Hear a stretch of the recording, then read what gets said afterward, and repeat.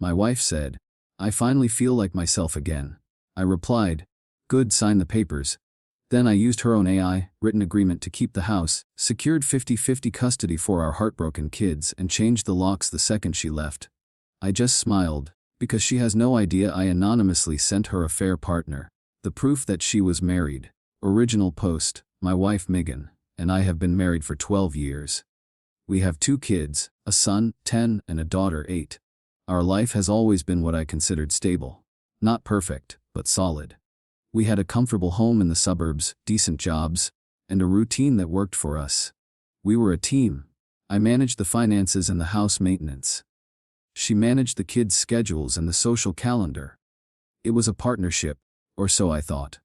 Don't miss the twist. Subscribe, and help us reach 1,000 subscribers. The first sign that something was wrong was her phone. For years, it was a shared device, left on the kitchen counter, used by whoever needed to look something up. About 6 months ago, it became attached to her hip. It was always in her pocket or clutched in her hand. It was password protected, which was new.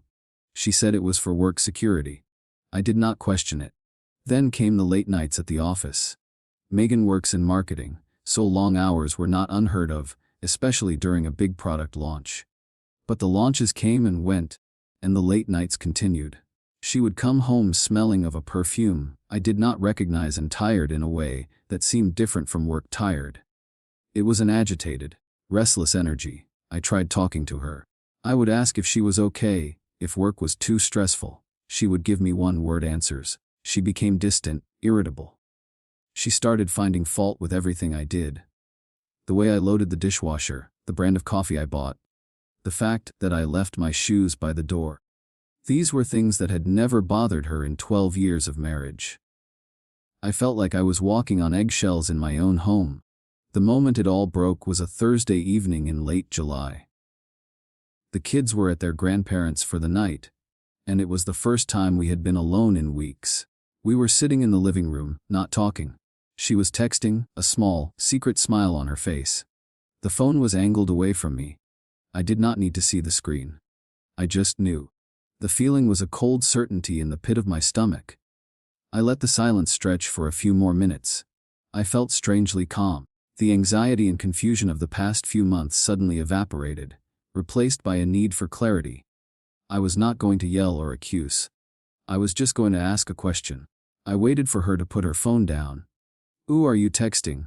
I asked. My voice did not shake. She looked up, startled. The smile vanished. "Just a friend from work," she said, too quickly. "What's his name?" I asked. Her eyes darted around the room, looking for an escape. She opened her mouth to lie, I could see it. But then, something seemed to shift in her. She closed her mouth, took a slow breath, and looked directly at me. The defiance in her eyes was unmistakable. I knew in that instant that my marriage was over. I had asked a question, expecting a lie or a fight. I was not prepared for the truth, or the cold indifference with which she was about to deliver it. Update 1, his name is Mark, she said. There was no apology in her tone. No fear. Just a flat statement of fact. The name meant nothing to me. "And who is Mark?" I asked, my voice still quiet. "He's just someone I've been seeing," she said, as if she were talking about the weather. "It's not serious." I sat there, trying to process the casual cruelty of her words. She had just admitted to cheating, and she sounded bored. The silence grew heavy. I expected tears, excuses, something. Instead, she just stared at me, waiting for my reaction. When I did not give her one, she seemed to get impatient. "Look, this isn't working," she said, waving a hand between us. "It hasn't been working for a long time. I don't want to be with you anymore." I did not beg. I did not plead. The shock was too profound. "Why?" I managed to ask. "I don't know," she said with a shrug. "It just never felt right." Then, as if a dam had broken, she confessed to another affair. This one was years ago, with her old boss. A man who, I now remembered, had been fired for sleeping with a different female employee. The pieces of a life I never knew I was living started to fall into place. My wife was not the person I thought she was. She was a stranger. A few days passed in a surreal haze. She suggested we try counseling. In a moment of weakness, desperate to keep my family from shattering, I agreed. I booked an appointment for the following week. I thought it was a flicker of hope. I was wrong. It was a diversion. The next morning, I woke up and she was gone. She came back a few hours later, buzzing with an energy I hadn't seen in years. "I did something," she announced, her eyes bright. "I made an offer on a house." She had gone out and started a new life without me, while I was still trying to save our old one. The counseling appointment was forgotten. The month that followed was a masterclass in psychological warfare. We were still living together, waiting for the legal process to catch up with the demolition of our lives. She sent me a separation agreement one afternoon, a cold, formal document she had an AI program write for her. It was then I knew I needed a lawyer. She continued to see Mark. She did not hide it. She would leave after the kids were in bed, and sometimes not come back until morning. When I confronted her, she was dismissive. "My relationship with him has nothing to do with us," she claimed. "I'm not leaving you for him. I'm just leaving you." She rewrote our entire history. Every happy memory was twisted into something ugly. Our wedding day was stuffy.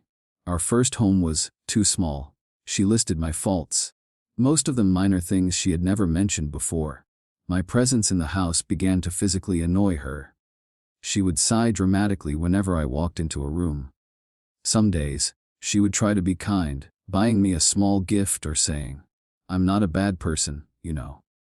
The next day, she would get drunk and become vicious, telling me all the ways I had failed her as a husband. It was emotional whiplash. Finally, after she took the kids to her mother's for an overnight stay without telling me, I asked her to move out. She agreed without a fight. She went to stay with her mom, waiting for her new house to close in December. The speed of it all was breathtaking. It felt less like a separation and more like an amputation. Update 2. The moment Megan moved out, I began to operate with a clarity I had not felt in years. The emotional fog of her presence lifted, and I could finally see the battlefield clearly. She thought she was in control, driving the timeline, making all the moves. She was so caught up in the thrill of her new life that she was not paying attention to the details. That was her mistake. My lawyer was a sharp, no-nonsense woman who immediately saw Megan's impulsiveness as our biggest advantage. Megan wanted a fast, clean break so she could be with her affair partner. We were going to give it to her, but on my terms. I took the AI-generated separation agreement she had sent me to my lawyer. We used it as a starting point. We kept the parts that were favorable to me, like me staying in the family home, and rewrote the parts that were not. We secured a 50-50 custody agreement. That was non-negotiable for me. My kids were heartbroken and confused, and they needed their father to be a constant, stable presence. Because she was in such a rush. Megan agreed to nearly everything without a fight. She wanted out, and the cost did not seem to register. She got a favorable financial deal, but I got what mattered more: stability for my children. During that chaotic month we lived together, I had seen a text message on her phone. It was from Mark. He had written, "I just wish I had known you were married." It was a strange comment, but it lodged in my brain. Megan had told me he was upset to learn she had a family. She had constructed a narrative where she was a single woman, free to start a new relationship. I did some digging. It was not hard to find him. His name was on a utility bill she had accidentally left on the counter, a bill for her new house. She was already setting up her new life with him. A quick search online gave me his social media profile and his work email address. I created an anonymous email account. I did not write a long, angry message. I kept it simple, cold, and factual. The subject line was, Megan's family. In the body of the email, I attached a single photograph. It was our family Christmas card photo from the previous year. Me, Megan, and our 2 smiling children, all of us in matching sweaters, sitting in front of a Christmas tree in the house I was still living in. I did not add a single word of text. I just sent the photo and let it speak for itself. The effect was immediate. Megan and I were barely speaking at this point, only communicating about the kids via text. But a few days after I sent the email, she called me, furious. "Did you contact Mark?" She screamed into the phone. "I have no idea what you're talking about," I said calmly. She did not believe me, but there was nothing she could do. The damage was done. According to a mutual friend, Mark had pulled back significantly. He was not a home wrecker, apparently. He was just a man who had been lied to. He told Megan he needed space, and that they could not see each other until her divorce was finalized, and she was truly single. Her perfect new life had hit a major roadblock. She was stuck living at her mother's house. Her affair partner was keeping his distance, and she was watching me and the kids continue our lives in the family home without her. The control she thought she had was an illusion. She had rushed for the exit, only to find herself trapped in the hallway. Update 3. The weeks leading up to the finalization of the divorce were quiet. Megan's closing date for her new house was in early December. She became more and more agitated as the date approached. Her dream of a seamless transition into a new life had crumbled. She was facing the prospect of moving into a new house alone. One evening in late November, she texted me, "Can we talk?" I was wary. Our communication had been strictly limited to logistics about the children. I agreed, but I set the terms. We would meet for coffee in a public place during my lunch break. She looked worn out when I saw her at the coffee shop. The confident, defiant woman who had blown up our life was gone. In her place was someone who looked lost and a little desperate. She made small talk for a few minutes, asking about the kids, about my work. I gave her short, polite answers. Finally, she got to the point. "This has all been a huge mistake," she said, staring into her coffee cup. I was not thinking clearly. I felt trapped, and I just ran. I did not say anything. I just waited. "Mark and I are not really seeing each other anymore," she continued.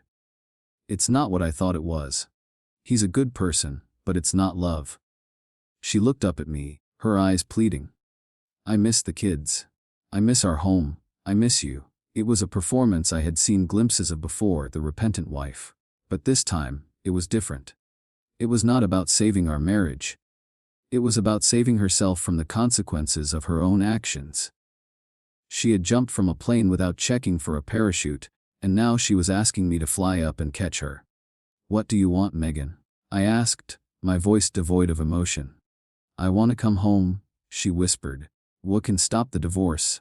We can go to counseling for real this time. We can fix this." I took a slow sip of my coffee. I thought about the pain on my children's faces. I thought about the months of lies and cruelty. I thought about the woman sitting in front of me, who was not sorry for what she did, but sorry for how it had turned out for her. I said. The word was quiet, but it was absolute. Her face fell. "But why? I know I hurt you, but people make mistakes. We have a family. You set our family on fire and walked away to start a new one," I said, looking her directly in the eye.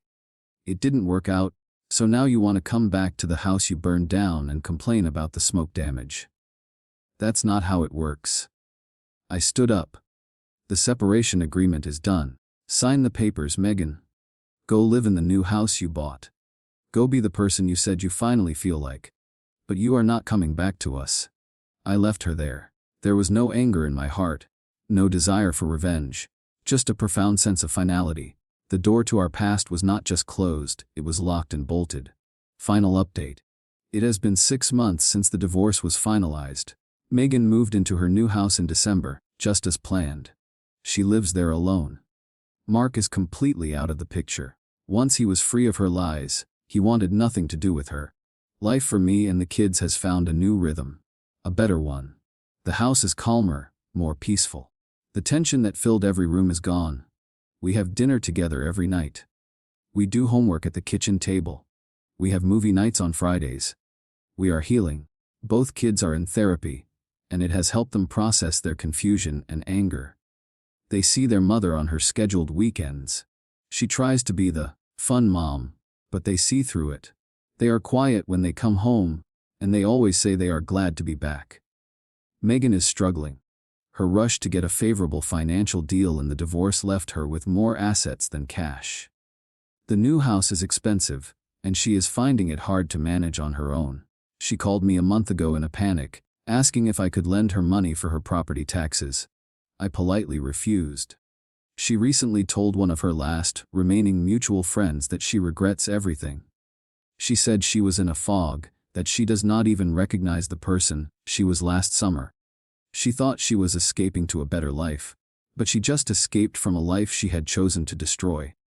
She is filled with regret, just as I had once hoped she would be. But when I heard this, I felt nothing. Not satisfaction, not pity. Just a distant sort of emptiness. Her life is her own problem now. My life is here, with my children, in the home she abandoned. The other day, my son asked me if I was happier now. I thought about it for a moment. I thought about the chaos and the pain of the last year. Then I looked at him and my daughter, laughing as they cleared the dinner table. Yes, I said. I really am. I have not thought about the name Mark in months. He was just a catalyst. The real problem was the person who was willing to light the match.